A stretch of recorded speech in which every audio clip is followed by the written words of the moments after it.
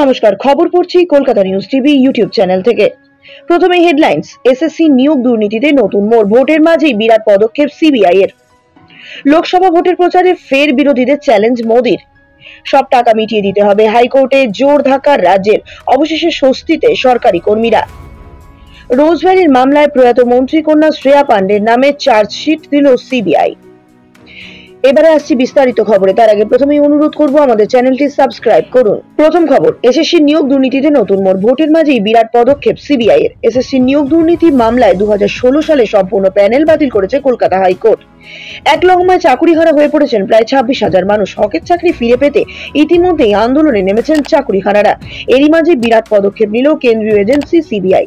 অযোগ্যদের চিহ্নিতকরণের কাজ শুরু করেছে কেন্দ্রীয় তদন্তকারী সংস্থা। ইতিমধ্যে স্কুল শিক্ষা দপ্তরের একটি চিঠিও পাঠানো হয়েছে, যেখানে প্রাথমিকভাবে 5,243 জন অযোগ্য চাকরি প্রাপকদের তালিকা চেয়েছে সিবিআই। জানা যাচ্ছে, অযোগ্য প্রার্থীদের চিহ্নিত করে তাদের জিজ্ঞাসাবাদ করবে তদন্তকারী আধিকারিকেরা। সিবিআই সূত্রে জানা যাচ্ছে, আদালতের নির্দেশ মতন অযোগ্য চাকরি প্রাপকদের চিহ্নিতকরণের কাজ শুরু করেছে তারা। স্কুল শিক্ষা দপ্তরকে এই মর্মে একটি চিঠি পাঠানো হয়েছে। অযোগ্য প্রার্থীদের তালিকা একবার হাতে পেলেই তাদের সকলকে আলাদা আলাদা করে জিজ্ঞাসাবাদ করা হবে বলে অনুমান। ডিআইদের তরফ থেকে রাজ্যের সরকারি বিদ্যালয়ে প্রধান শিক্ষকদের কাছে একটি করে ফর্ম পাঠানো হয়েছে। উচ্চ আদালতের নির্দেশ অনুসারে কোন বিদ্যালয়ে কতজন শিক্ষক চাকরি হারাচ্ছেন, কোন বিষয়ে শিক্ষক সেই পদে আসীন ছিলেন, বিশদে তদন্ত চাওয়া হয়েছে। সকল জেলার ডিআইদের এই তথ্য জমা করার নির্দেশ দেওয়া হয়েছে স্কুল শিক্ষা দপ্তরের তরফ থেকে। তাই আগেভাগেই সেই তালিকা প্রস্তুতের কাজও শুরু করা হয়েছে। পরবর্তীতে আরো একটি গুরুত্বপূর্ণ খবর হলো, রোজভ্যালি মামলায় প্রয়াত মন্ত্রীর কন্যা শ্রেয়া পান্ডে নামে চার্জশিট দিল সিবিআই। উড়িষ্যার ভুবনেশ্বরে আদালতে রোজভ্যালি মামলায় চার্জশিট জমা দিয়েছে কেন্দ্রীয় এজেন্সি সিবিআই। জানা যাচ্ছে, সেখানে প্রধান অভিযুক্তদের তালিকায় একেবারে শীর্ষে নাম রয়েছে শ্রেয়া পান্ডের। রোজভ্যালি কাণ্ডে শ্রেয়ার দুটি সংস্থায় সরাসরি টাকা ঢুকেছে।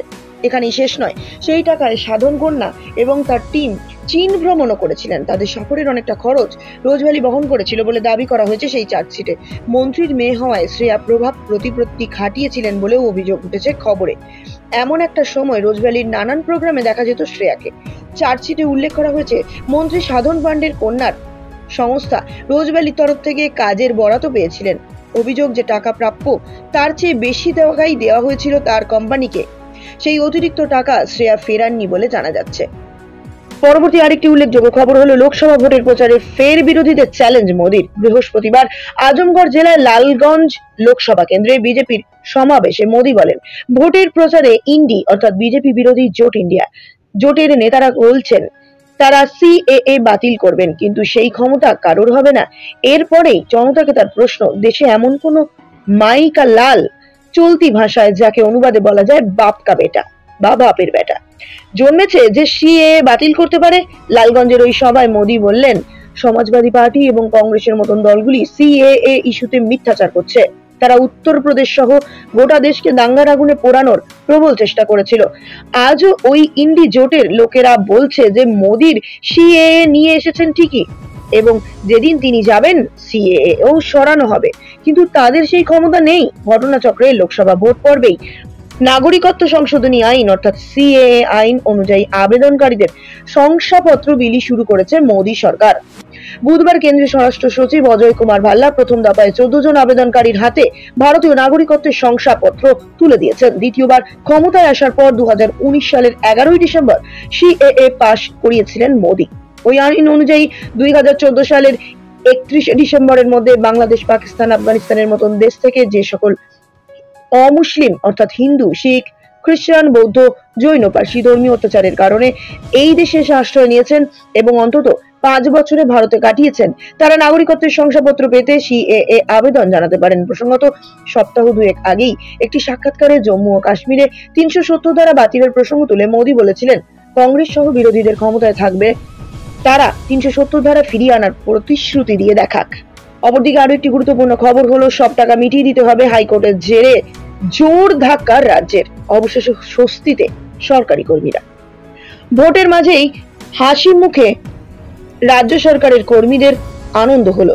রাজ্যের সরকারি কর্মচারীদের গ্র্যাচুইটি নিয়ে বিরাট নির্দেশ হাইকোর্টের।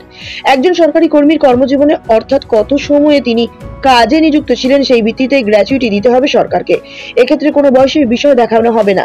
অর্থাৎ কোন বয়সে তিনি সরকারি কর্মী হিসেবে অবসর গ্রহণ করেছেন তার সঙ্গে গ্র্যাচুইটি দেওয়ার কোনো সম্পর্ক নেই। সম্প্রতি রাজ্য সরকারি কর্মচারীরা এক মামলায় এমনটাই জানিয়েছেন হাইকোর্ট। উত্তরপ্রদেশের এক সরকারি কর্মীর করা মামলা নিয়ে গ্র্যাচুইটির বিষয়টি স্পষ্ট করল হাইকোর্ট।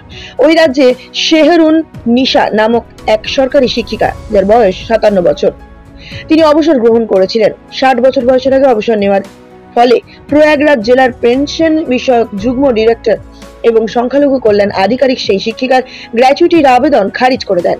এরপরই এলাহাবাদ হাইকোর্টে মামলা দায়ের করেন ওই শিক্ষিকা। আদালতে শিক্ষিকার আইনজীবী যুক্তি, 2011 সালে 14 ডিসেম্বর জারি করা হয় সরকারি নির্দেশে অনুসারে গ্র্যাচুইটির আবেদন খারিজ করা উচিত নয়। সেই নিয়ম অনুসারে 60 বছর বয়সে অবসর গ্রহণ করা কর্মীরাই গ্র্যাচুইটির জন্য যোগ্য।